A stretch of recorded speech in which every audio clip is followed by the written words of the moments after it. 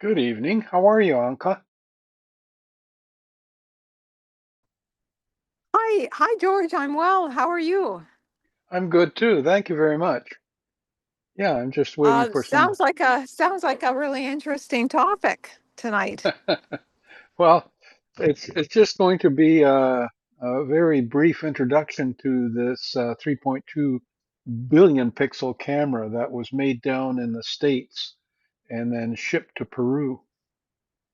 Okay, neat. So, Well, I have not heard about it, so when I saw that, I thought, oh, that I'm definitely going to learn something new. I'm just actually outside. That's why I'm off camera and you hear some background noise, but I will mute myself and enjoy the talk. okay, that's great. Glad to have you here. Thank you. So I'm just going to wait for just a few more people to join us here, and we'll see what happens. In the meantime, Right. has everything been good for you? Yes, it has been. I've been working on my film. I need to post save the date for my open house, which will be mid-November. Yes. And this summer I raised some baby birds, and I'm making the film about my experiences raising them. So I always kind of leave it to the last minute, but that's partly by plan because I don't like spending too much time in front of the computer when the weather's nice. Yeah, I Um, understand so that. I, yeah, so you know how it is with well, photos and videos, like so much of it is editing, and especially with video, and I find that the flow and the continuity works better if I can kind of do it in like bigger chunks. So I sort of always leave it for later on in the fall when the weather starts to not be as attractive to be out on the trails during my free time in front of the instead of in front of the computer. Mhm. Okay, well, that's How are fantastic. how are you and Actually, Alma doing? How are you adjusting there to the apartment? You've been there a couple years now almost, right? yeah, we have, and we're adjusting to it very nicely. The only thing is, of course, is that every time, well, we've moved twice, right? We moved from Chatham Street up to the condo and then now in an apartment. And each time we move, it's a bit of a downsize, and storage is at a premium around here. Right. Now we have a family friend who moved in April to one of Jerry's apartments there. He's on the fourth floor. Yeah, And it's a lovely, lovely place. Very nice apartment. And actually, when we visited him, Jerry and the Mexicans were there doing some work, and we chatted with Jerry, and it seemed like such a nice place. it is. It's a wonderful place, I can tell you that. Oh, let's see here. We've got somebody coming in on YouTube, Cool. I There we think. go, David. Hi there. How are you? Hi, David. Hello. There, that's it. Let's see. Hello, I'm interested in photography and cinematography. Let's connect and work together. I'd love to do that. And um, yeah, where are you from? Is it is your first name Meat? Is your last name Thacker? I've got somebody on YouTube.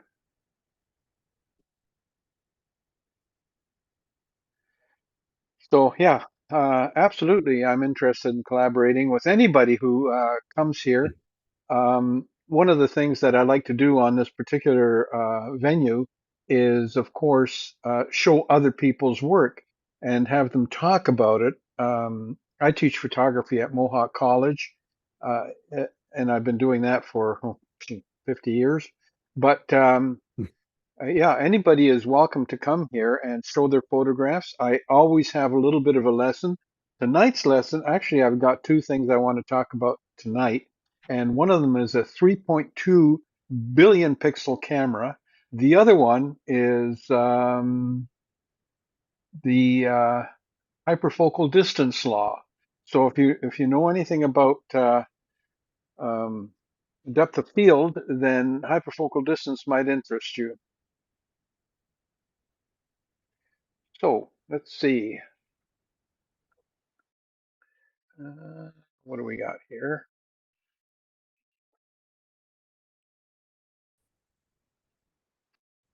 Frozen. I'm just going to click OK on that.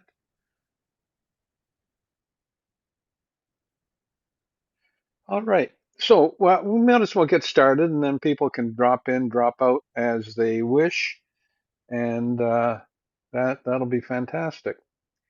All right. So, the first thing that I want to get to tonight, this evening, of course, is Donna Waxman is going to be doing a presentation next Wednesday evening, and it's refraction photography and taking photographs of drops of water using them as a lens in order to be able to um, take photographs of the background. So in the lens they'll be sharp, in the background they'll be out of focus. So that's her little thing that she does. Now let's see here. I've got another message coming in, and let's see. Okay, pleasure to meet you, Meet, and you're a passionate cinematographer, photographer from India. Welcome from India. That's fantastic to have you here. Boy, it must be India. So you must be up quite late at night in order to catch this. Um, I'm glad you're here. And we can probably collaborate on something unique. What kind of photography do you like, Meet?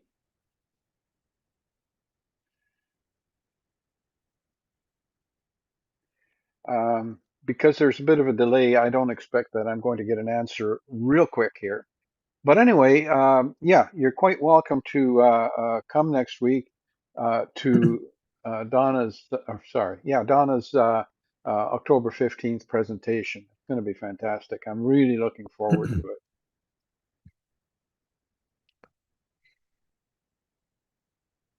Oh, lost you, George.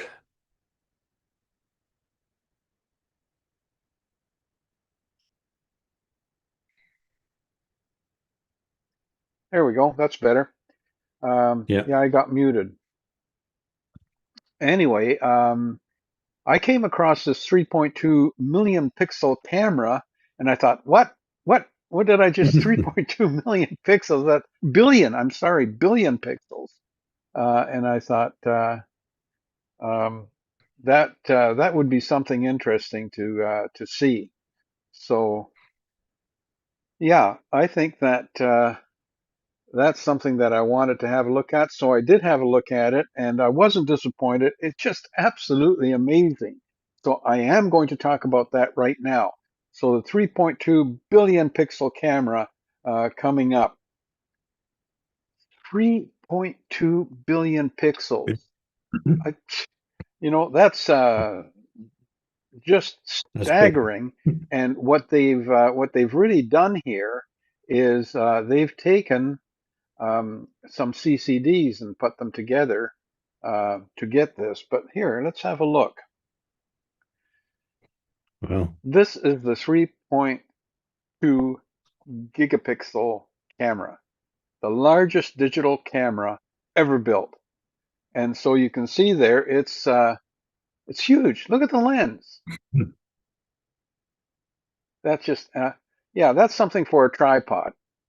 Yeah, that A would be big tripod. what you'd have to use for a tripod. There it is. They're settling it in a crater, and this is just before they shipped it out. That's a wonderful piece of equipment, I'll tell you that. And this is where it's located. So that turret on top is where that camera is located. And I'll tell you where that is in just a minute. So this is what they call an LSST camera, and it's at the Vera C. Rubin Observatory in Peru. And it's on a hill or mountain called Cerro Pachon in northern Chile. Sorry, I thought it was Peru. It is Chile. So this thing is like 201 CCDs hooked together.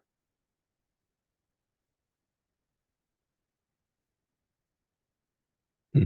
And the entire camera and lens is about the size of a small car. So you can imagine how big it is. The telescope is a mirror telescope. It has an 8.4 meter diameter primary mirror, which is just, you can get some pictures of the making of this mirror, and it's just absolutely crazy. All you have to do is Google it. Now, the LSST stands for Legacy Survey of Space-Time. So what they're going to do is over a 10-year period, take photographs of the same southern um, star fields and over a 10-year period, make a stop action movie of it. So they can see what happens. And this thing has just crazy ability to look very, very deep into space. It took 3 days to move this camera by land and by air to Chile. And the mountain access to the observatory is a whole bunch of switchbacks. It was a 5-hour road trip just to get it up there.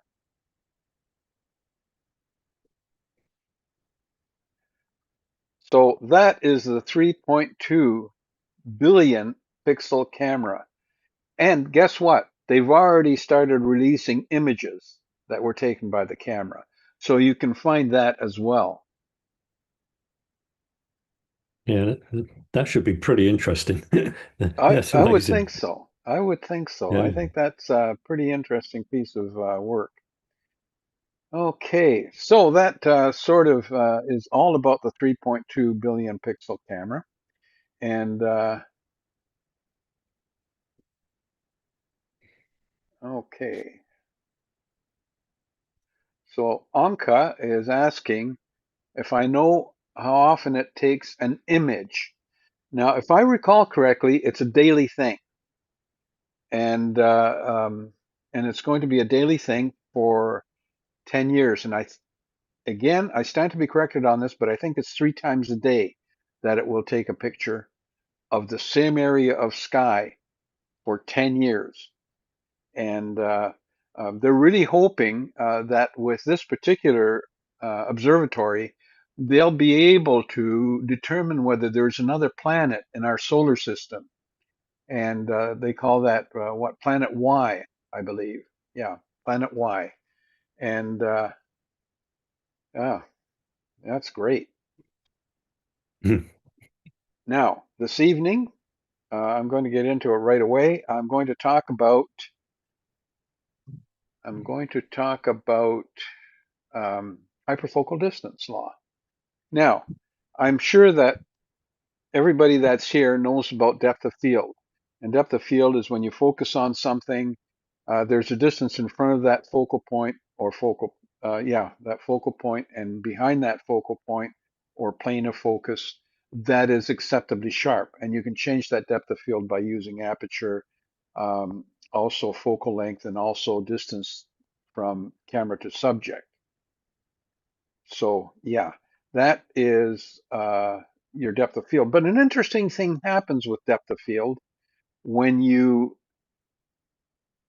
focus at infinity.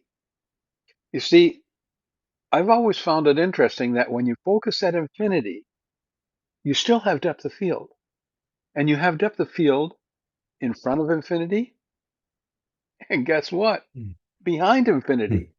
Because you have focused at infinity, so you've got depth of field in front and behind. And as a consequence, you have to think about it. I've never had to have anything sharp beyond infinity. Well, not at least not since the 60s. But anyway, that is wasted depth of field. And that's where the hyperfocal distance law comes into play.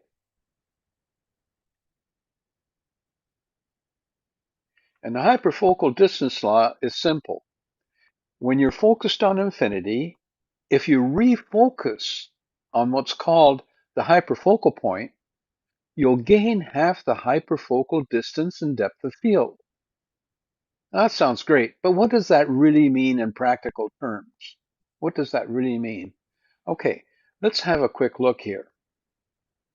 So I'm just going to see if I can bring up my little red arrow. There it is. All right, perfect. Now, if I focus at infinity, which is way over here, then I have depth of field from this point to infinity. That's the front part of my depth of field, and then I have depth of field beyond. And that distance will be acceptably sharp. This point is known as your hyperfocal point. That's your hyperfocal point. So that's the front of your depth of field when you're focused at infinity. And the law says that if you refocus your camera on the hyperfocal point, you will gain half the hyperfocal distance and depth of field. So the hyperfocal distance is from the camera to the hyperfocal point. If you refocus on the hyperfocal point, you will gain half that in depth of field. Now, you might say, well, okay, is that a big deal? Well, I think it's a big deal only because, well, especially for travel photographers, especially for people who are taking photographs of landscapes and they want as much in focus in front of them as possible. So here's what you do. And, this is just anecdotal here, but typically a 50 millimeter lens, if focused at infinity, at f16, the hyperfocal point is at 15 feet. What does that mean? That means if I take my camera and focus at 15 feet, I'll gain half the hyperfocal distance and depth of field, which means now I have 7.5 feet to infinity in focus, or acceptably sharp. That's a big gain. And many photographers who take advantage of this don't really do a huge calculation. All they do is they look at the ground and they say, oh, that's about 15 feet from me. They focus at about 15 feet. Inside the house. Oh, good. They Yeah, this focus. house. Yes, go ahead.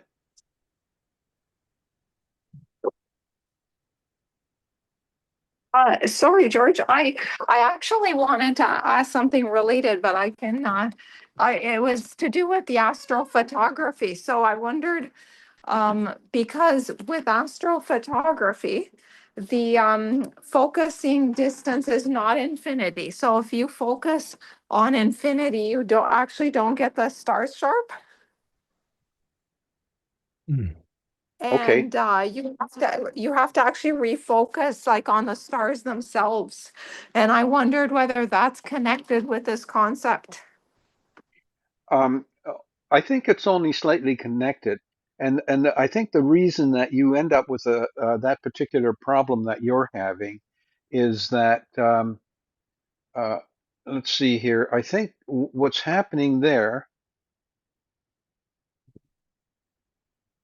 I'll just bring somebody else into the chat here. I think I am anyway.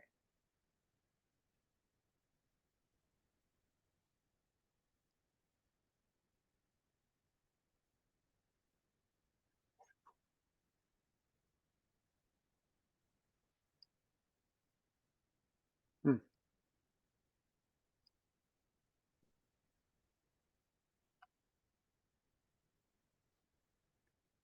not sure why that's not working, but we'll see. Okay, there's always a little glitch here somewhere. I'll straighten it out in a few minutes. Anyway, most camera lenses, actually, when you focus them to infinity, there is a little bit of play in the focusing that goes beyond that. And consequently, you are not focused at infinity anymore. Um, and that would is what I would feel is causing the thing with that's happening with you is that when you bring the focus back and you're focusing actually on the stars, you are now actually focusing at infinity. That makes sense. Okay, so there is a little play, and I know that has plagued me a couple of times when depth of field covers it in some cases, but what happens is that people crank, especially manual lenses, they crank it all the way to the infinity mark, but beyond because it stops just beyond the infinity mark on some lenses, and I think they give that kind of latitude so that yeah, I'm not sure why they design it that way, but I would think that they design it that way that it gives you a little bit of a play to come back on the focusing so that you're actually focused at infinity. And of course, anytime you're doing any focusing, you should focus to your eye. So whatever you find in the viewfinder is sharp. That will be sharp on your focal plane in your camera. Does that make sense?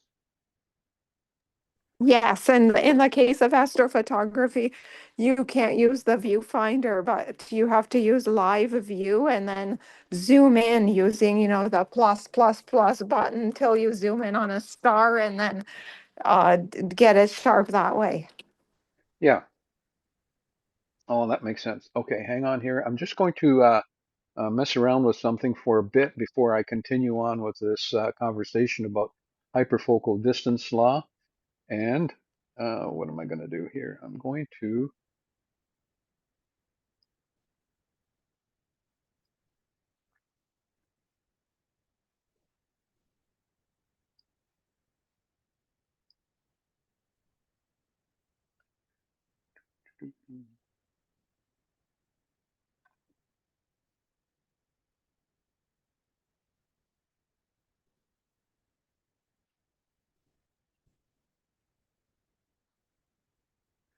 I'm not sure, Mohit, I'm not sure what you're asking.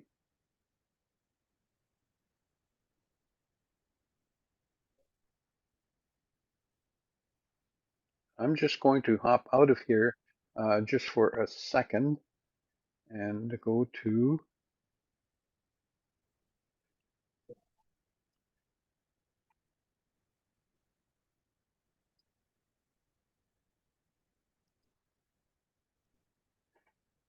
my chat screen here. And I've got a couple of people coming in here and let's see. Yeah, okay, that was Anka. You were asking that question earlier. And Ronnie, nice to have you here as well. Um, it's always nice to have people coming in who uh, may be new or maybe some of my students from years gone by. But I think we've got a few people in here who are from different countries, and I'd love to see where you're from. If you don't mind, I know that Meet is from India, and Mohit, um, why is nobody watching you? Well, I don't know. I think there are a few people watching you. We are also on Zoom. So there's a couple of people on Zoom. This is a fairly new chat that I started some time ago, and it would be nice to have more people, obviously. That would be fantastic. But yeah, we don't have that right now. Okay, I'm just going to get back to where we were here. Oh,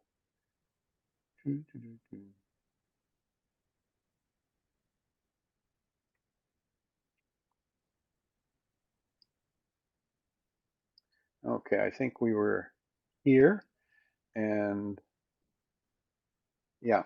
Okay, so that's hyperfocal distance.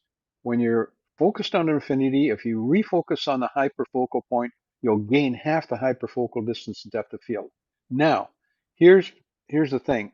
Where is this useful? Like I said, it's useful in uh, landscape photography, um, astrophotography, which Anka, you're interested in. It doesn't apply. I mean, depth of field does not apply to focusing on stars. So I don't think that that's a big concern for that particular topic. The let me see. We've got another comment here. I'm just going to bring that in. Oh, sorry. Neat. Okay, good.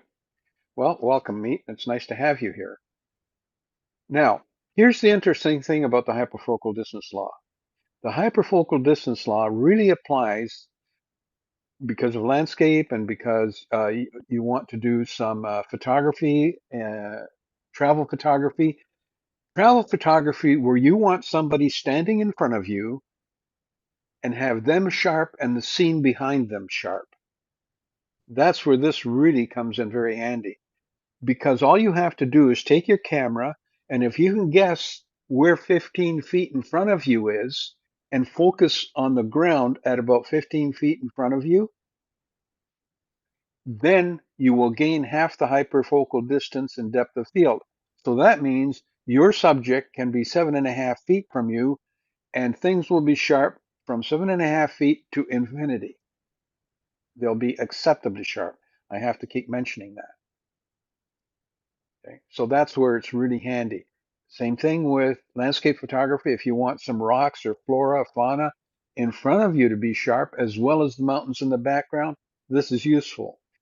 Many of the point and shoot cameras that have no focus capability are pre-focused on the hyperfocal point for the aperture that's being used in that camera. That's why when you look at the back of the camera, and this is a little hint for people who use those disposable cameras, when you look at the back of that camera for instructions, it says your subject must not be closer than, get this, your subject must not be closer than, let's say, 6 feet. Now, knowing the hyperfocal distance law and knowing that they've applied that, so 6 feet to infinity is sharp, where is that disposable camera dead sharp? Where is that disposable camera absolutely dead sharp? 12 feet. So if you want something to be really sharp with a cheap little disposable camera, you know you double that distance that they tell you, and that's where that camera is actually focused to, the hyperfocal point. So whatever they say, if they say 7 feet, then it's sharp at 14 feet because that's where it's focused to, taking advantage of this hyperfocal distance law. Any questions on that? Hmm. Okay, just a little tip. Hyperfocal distance law can come in handy sometimes, especially like I say, when you're taking a photograph of somebody in front of the Eiffel Tower. How far do you have to be from the Eiffel Tower to get the whole thing in and the person in front of you? You've got to be a fair distance away, and so does the person in front of you. And if you don't use this law, then the person might be full length in the picture, whereas if you use the hyperfocal distance law, they can come a little bit closer.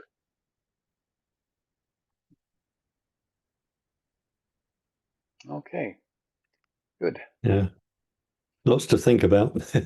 Yeah, a little bit to think about. And one of the things that I do is I'm going to take this hyperfocal distance little talk and I'm going to do it over again just as a small little bite-sized lesson and post it on YouTube for anybody that they want to review it. Of course, you can review the live chat anytime you want. Now, we've had some good live chats before, including forensic photography, including um, travel photography to Madagascar. We've had Terry here talking about that, and you can review all those in the videos that are posted on my YouTube page. So that'll be in the live section of YouTube page, and then the other section will have the little lessons that I post now and then. Oh, okay. Well, we've come as far as 7:30, so this is the point where I'm going to ask, first of all, Anka, do you have uh, any current photographs that you'd like to show? Oh, I didn't prepare anything for today. I was a kind of an in and out sort of day, but I wanted to tune in, but I didn't prepare anything. Okay, good. Maybe the next time you're here, you can kind of think ahead of that and give us, 3 or 4 shots that you've taken that you're really proud of. Absolutely. I'll do Okay. that hopefully next week. Yeah, that would be great. So, David, I don't know if you've got anything ready, but I know that I was talking to Yeah, David earlier, and um, he really likes to take photographs with ultraviolet light, and he showed some flower photographs that he took with UV light. And then we talked about perhaps minerals fluorescing under UV light. So that's something that David might have handy. Let me yeah. just, If I could yeah, bring it up, I'll see if I can get it. It's only a few, 3 different rocks I did. all right. I'm just going to this Right. So, folder, um, and I'm going to also, can you see that? Okay. yeah, I can, but I'm just going to make sure that people on YouTube can see it too. So if you just hang in Sure. for a second, Yeah. I'm going Yeah. to do that. I went to this rock and mineral and jewelry show at Ancaster Fair on Sunday. I met a guy there, Nathan, who was very helpful. And I brought, only got 3 rocks. The, he had at least 100 different types, but they went up to like over $300 just for one sample.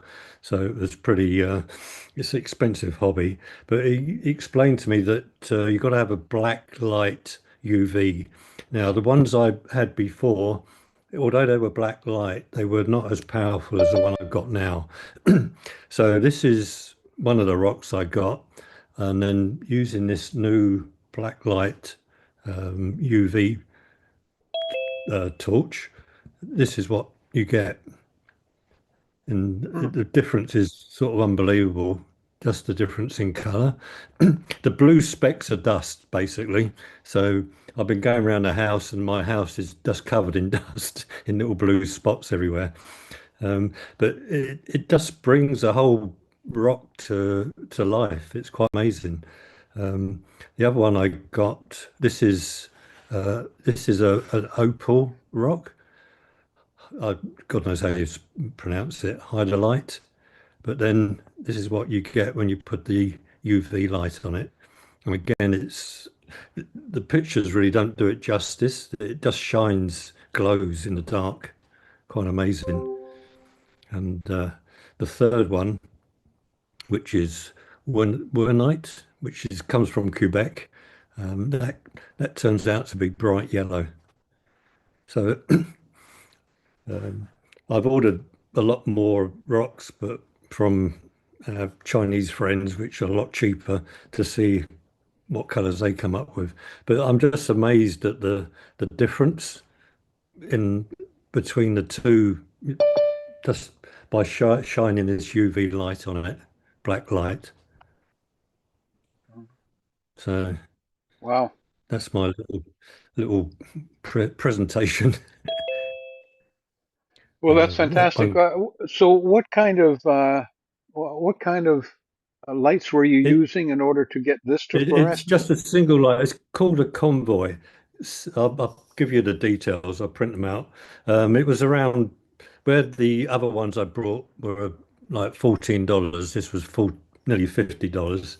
But as I say, it's much more powerful. It's got bigger batteries in it, which are rechargeable, and it's got like a 10-meter range. He says people actually go out at night using this to find rocks. Hmm. It's yeah, it's just. But as I say, he had literally like 100 different rocks, and they were all different. Some had uranium in them. They were like over $100 just for a small sample on that. But it just fascinates me the difference, how it, which looks like just an ordinary stone. Then you shine this light on it, and it woof, it comes up like this. You know, so most of the blue, as I say, tends to be, from what I'm talking to him, is just dust particles on it. Okay, so But yeah, all right. Yeah, I see the blue in there. yeah, yeah, like tiny little Okay. Well, spots. that's So interesting. Yeah. same with the opal one. You again, you got a few, but the rock is not pure. It's just been dug out of the ground. But it's Hmm. uh, yeah, uh, as soon as I got home and I shone the light on them, I thought, wow, this is just unbelievable on that one. So as I say, I've got a lot more rocks on order. So hopefully I can do a better presentation on that. But yeah, I'll give you the details of the light. It's Yeah. If you can I do think it's that. it's a Canadian company, and I've got another one on order, but they're very powerful. So yeah, that's my, as I say, yeah, it was interesting. There was he was really the only one there who actually did this type of thing. He goes into it quite in detail. And he's actually a painter and decorator by trade, which is his email address is Nathan's Paint Wallpaper at rogers.com. And he's quite happy to admit that that's what he does. But he knows a lot about different, all the different stones or rocks, etc. on that one. Hmm. And again, very helpful. I was quite amazed. He was very forthcoming in helping. And um, he said, if you need any help, just give him a call and he will do what he can to help. So it was good Yeah. That sounds good on to that. me. Yeah. So yeah, so I'll give you details of the light and the website. They do a number of different lights. This one is I don't know a lot about it, but it's 365 nm, which I believe is the power of it. You can get more powerful ones, but this one seems to be the one that most people who use it for finding these rocks use. And it's extendable. It comes, you can have either two batteries or one battery, and they're rechargeable. Um, and so, uh, yeah, it's very sturdy. And he said his one he's had now for 3 years, and it looked pretty battered, but it's still working well. He said you can buy cheaper ones, but the inners in them, the working part of it, don't last. He said this manufacturer works very well. Yeah. Well, I've always enjoyed your show of the UV lighting, especially with the flowers, and that Yeah, was very interesting. yeah. This Yes, one Anka. hopefully will be slightly better. David, I was wondering whether you need to take any precautions, say for your eyes or anything Yes, like that when using this light. yeah. You mustn't. Well, you certainly don't look into it. I think as long as you're not look using it for too long, and then making sure I've got it all set up on a stand. I turn it on and then take the picture and then turn it off fairly quickly. Yeah, it's not advisable to use for a long period of time, certainly in a confined space, and definitely you do not want it shining in your face, etc.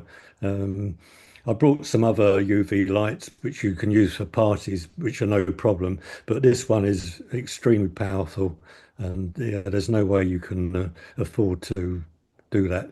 You Yeah, whether you need to wear special glasses, it depends on, I think I've read about it, and I think that where I brought it from, that they do give you some advice on, if you do have problems with your eyes, then you should be wearing certain glasses to, so it doesn't affect them on that side. So yeah, you've got to take some precautions when using it. Okay. We have Meet. He was asking, he's thinking about getting, I don't know if anybody is a Sony fan here. I'm not particularly up to date on Sony cameras. I know that they have some very interesting ones, especially for video. He's thinking about getting the A6400, and he'll be using for photography and videography. He's always wanted to make short films. He's a beginner. Would you say it's a good camera? Is there anybody here who is familiar with the Sony and maybe could give Meet an answer? That would be appreciated. In the meantime, I'm just going to make a note of that because I'll have, I'll look it up and Sony A6400 and look at the specs and see what I think of it. Typically, one of the things that now, I'm not against Sony, but there's no camera that I say is a better camera than another camera.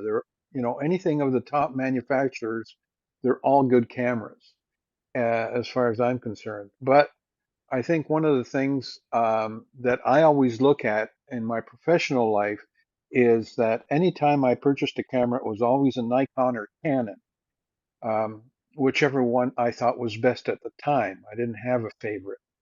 But the reason I did that is because I know that the Nikon and Canon, no matter where I went, there was always a way of getting it repaired. And to me, that was a really important aspect of the equipment that I was using. It had to be able to be repaired on location, and usually Canon and Nikon had something close by, or there were people who could repair those cameras. Whereas if I bought a Fuji or a Sony, not so much. Now, having said that, I don't know what the situation is in different countries. Maybe in India, Sony's very popular, and you do have all those uh, services available. I don't know. But I know that if I have a Canon or Nikon, they're always available almost anywhere in the world. And if if uh, if my camera breaks down or gets stolen or gets broken, then the insurance company will replace it. And it's always easier to replace a Nikon or Canon than some other manufacturers because they may not have all those particular models that I lost. Anyway, I don't know if that's good advice or not, but that's the advice that I used for myself and followed. Okay, now let's see if there are any other questions. I'll be happy to try to answer them, or maybe one of the people here can answer them. I do have a question for you, David. Um, when do you get to go up north anywhere where there's lots of rocks and all kinds of things like that? No, no, but I've got a good excuse now to try that. Yeah. Okay, good. See, I've given you an excuse to spend more money. That's one of Yes, my yeah. aims. The other thing that I was thinking of is there's a store close to us, and it's just a few blocks away. It's on King George Road, or is it on St. Paul? That one turns into the other. No, it's on King George Road. Anyway, it's one of these. What should I call it? Alternative uh, type of stores where they have all kinds of um, rocks, eggs, different shapes. They've got crystals and all that kind of stuff. They have broken rocks and crystals and things like that. And I would imagine if you go into that store, that some of those rocks and crystals that they have on display um, Hmm. that have been busted open might Yeah, be interesting. yeah. So I have to yeah, you say you're down in go in with. Brantford sometimes? If you're down in Yes, yeah. Brantford sometimes, I would go to that store. You don't know the It's name of it? I don't know what the name of the store is, but do you know where um, oh Home Hardware is on King George Road? Oh, yes, yeah. Know that. It's Yeah. right next to it. It's in Oh, is that it? same All right. plaza to the left of it, All right. and they have all kinds of fragmented stones that they've that have crystals inside them when you bust them open. And Yes, yeah. Yeah, I have to go in there with my flashlight and shine it around, see yeah, what happens. they might be interested. Who knows? Yeah, I don't know. They might even know that. I'm surprised actually that the store doesn't have a separate little shelf that has a UV light strip in it, and they Yeah, but put the fluorescing rocks in there. yeah, no, it's good. Thanks. I will next time I'm there. I will go in there and try it out.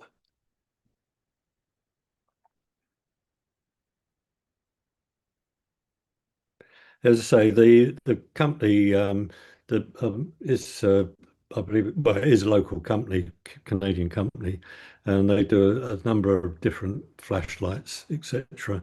But that's the one which is recommended Yeah, for looking at rocks.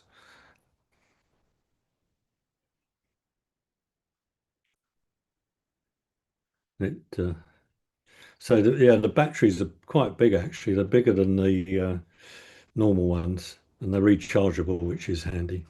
And so they're pretty powerful. Oh, we've got Guitar Man here. Just came in. Great. right. Okay, so we've got a few people coming in on both YouTube as well as Steve in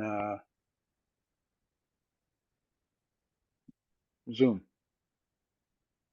Well, that was good. I don't think there are probably any more questions. We might wrap up a little bit early tonight, but we've got 10 more minutes, so I'm just going to hang around, see if anybody else comes in. You're always welcome to come back, look at this video and other videos that I've posted here. And the next time Anka's on here, Anka, are you promising us a few photographs of your birds? Definitely. Absolutely. Yeah, and I do have, I thought of another question for David, actually. I was wondering whether these photographs taken with the UV light, is there any difference between what the camera captures and what your eyes see when you're looking? So you use the light and you light up the rocks and then you take a photograph, and what you're seeing with your own eyes as you look at it, is it the same, or does the camera somehow Um, capture, like say with the aurora borealis, obviously with the long exposure, the camera captures much more color and richness than we see with our eyes in that yeah, case. I think I had them on for about a second. Um, but yeah, the color is fairly good from what when I put it on Photoshop. It's a good repetition of what The rocks. of the actual rock itself. As I say, the rocks are much more luminous in real life, which I find is difficult to show on a photo. But it's pretty good um, color. Yeah, I didn't have to do much to the photos, apart from just crop them, etc. Um, on that. So, and I got a 105 macro which I used to take them because the rocks are pretty small. Uh, but it seemed to, yeah. I've read that some rocks you may have to leave the light on for maybe 3 or 4 seconds to get the full color range of it. But these ones, instant, they would like instant. As soon as I put a flashlight on, they just shone. Interesting. Now the UV light, technically, it's outside the human range, isn't it? Isn't UV outside of the perception? So that means the flashlight, if it produces visible light, it must have a wider spectrum that also includes further down the UV. Yeah, I'm not that knowledgeable on that, I'm afraid. I'd say if you go onto that convoy site, then they give you a lot more details about all the different lights, etc. They may be able to answer that, but yeah. But as I say, all I know is that as soon as I put that light on, those rocks just exploded into color. It was quite amazing. But I'm fortunate. I do it in my basement, so I'm able to have complete blackout, which helps. There's no external light or lights filtrating, so I think that helps a lot. And everything is black. Got back background, black support, etc. to put the rocks on, so you get the full effect of the actual color. One of the interesting things that I've been thinking about that might be um, worthwhile exploring are other things that fluoresce because you've tried flowers and now you're into rocks, which is fantastic Mm. because there's all kinds of rocks, right? But there are other things that fluoresce in a different color than the visible light makes them. So the minute you put UV light on it, it's different. And exploring other materials, for example, I don't know, Anka, if bird feathers, some of them may fluoresce differently, and show a different color under UV light, especially colored feathers. Yeah, I must say I've Yeah, been around the house shining on everything I could think of just to see if something else comes up. actually, yes, and different that's the iridescent feathers. That's an interesting thought. And also the baby birds, they have at the sides of their beak, if you've seen baby birds, they have those yellow, they're called flanges, and it's Yeah. those sort of the yellow at the side of the beak. Though those actually reflect ultraviolet light, and it makes it easier for the parents to see the open beaks in the dark nesting cavities. Well, Hmm. yeah, that's Okay. interesting. Well, there you go. Go for the birds. Yeah, I'm sure there's a lot of bugs as well, which I've seen photos where they've used ultraviolet light and they just light up. But it's trying to find a bug and keeping it still and taking a photo is a problem with that. Yeah, without smashing it. Yeah, or gluing it somewhere. Yeah. No, yeah, it's an interesting topic, and I'm sure you've probably taken your UV light and walked around, and you know, um, Yeah. all you Well, all as I you say, the good thing is it's extendable, so I can reduce it in size, so it's more yeah. manageable if I go out somewhere and certainly in the shop and start flashing it around. So, Well, if you recall, the when we had Rob Rigoli here from the Ontario Police College, and he was talking about forensic mm, photography, and that they yeah. use UV light, and I forget what the material was that they spray, but I know one of them is called luminol, and they spray luminol on areas, and then they use UV light, and if it fluoresces, that means that's blood. And Mm. so that's another thing. But I'm not suggesting that you go around trying to find some blood all over the place. Yeah. Yeah. No. Yeah. No, it's yeah, it's just something different and it's good just to Wouldn't that be something explore you it. buy? You buy a used car and you spray luminol on the Oh, back seat. yeah. It has blood. Yeah. Okay. Well, ladies and gentlemen, we're just 4 minutes away from shutting down, and I'm going to call it a night because I like to stay on time so that we don't bore people to death either. But Meet, I am going to have a look and look at that camera. If you want to get in touch with me, then please just I think you can email me through YouTube or you can find me on Facebook and message me there. But I am going to have a look at that camera and give you my opinion. I'll be happy to do that. I'm not saying my opinion will necessarily meet with what you want to hear, but it's just my opinion. And like all opinions, everybody's got one. I won't use the Mm. actual phrase. Oh, by the way, Okay. I'm actually back on Facebook, amazingly. So Oh, I'm sorry. What did you say, David? I'm actually back on Facebook. What? Yeah, I had to tell a couple of untruths, but I got back on. Yeah, good. I'm glad you're there. I'll have to make sure that I look you up. Yeah, I put you I'll, on. I'll look for you too, David. Thank you. It's Dave Hardcastle, but it's I've only literally just got on it, so I'll be putting some um, photos on it fairly soon. But yeah, Good. you're welcome to.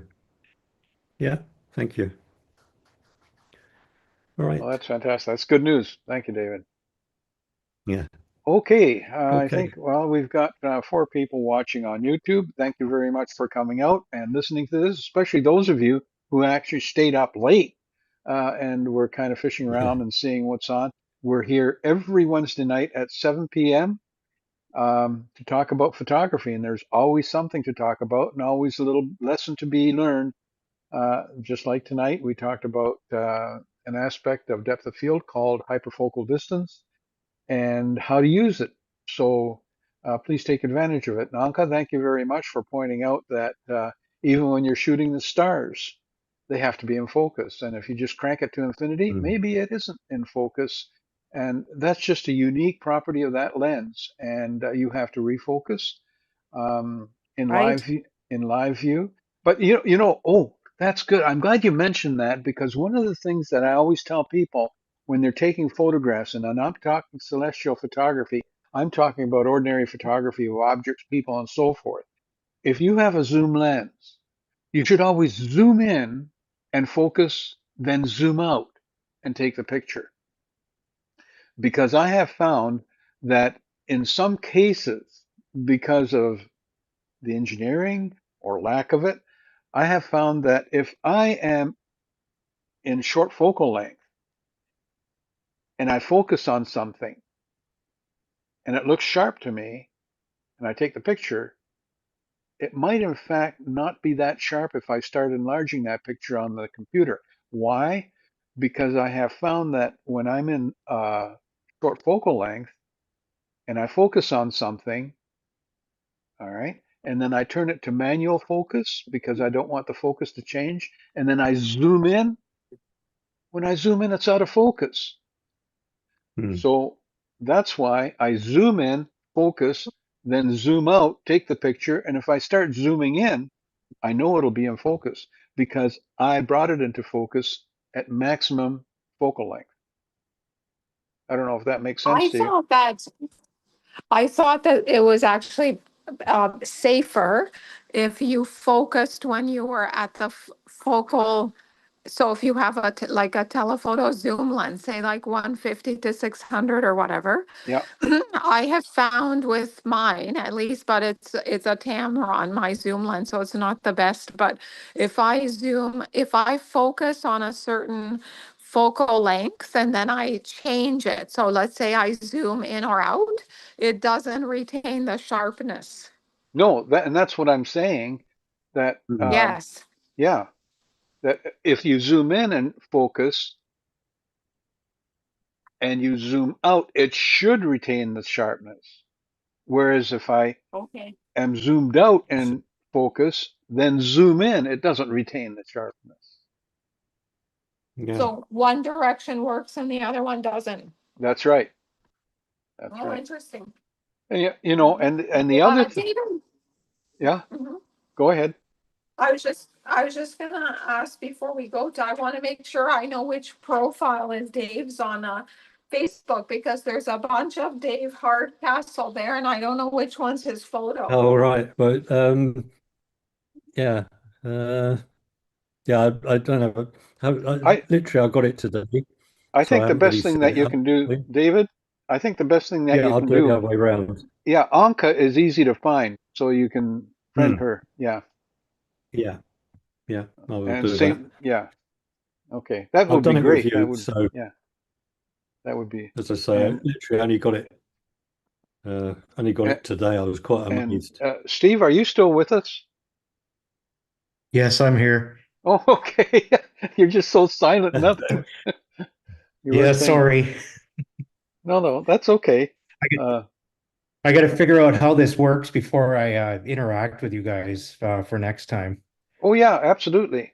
Yeah. And if you want to do that, if you want to figure out how it works, all you have to do, drop me an email or send me a message and say, do you have 10 minutes to spare? Because I'd like to play around with this.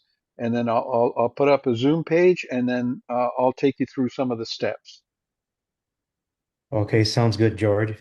All right, Steve, no problem. Love to do that for you. Okay, well, thank you very much, everybody who's here on Yeah, YouTube and on Zoom. Um, Fantastic having yeah. you here. Thank you, Please George. drop in any Wednesday night. You don't have to stay for the whole thing. You can just drop in, get what you want out of it, drop out. Uh, and of course, it doesn't cost anything, which is even better. Yeah, But yeah. I'm gonna one of the look up things this that local. one of the things that I do ask for though is that whoops, if you would give us a like, that would be fantastic. If you could do that, that would be great, as well as a subscribe. Okay. Sorry, what were you saying, Dave? I, I was just going to say I've got to look up this hyperfocal distance and get a bit more knowledge on that. It was quite interesting, actually. Yeah. No, do that. So, Yeah. Okay. So, all right. good night. Thank you very much. Yep. Thank you. Good night, and have a good week. Take care of yourselves, and good shooting.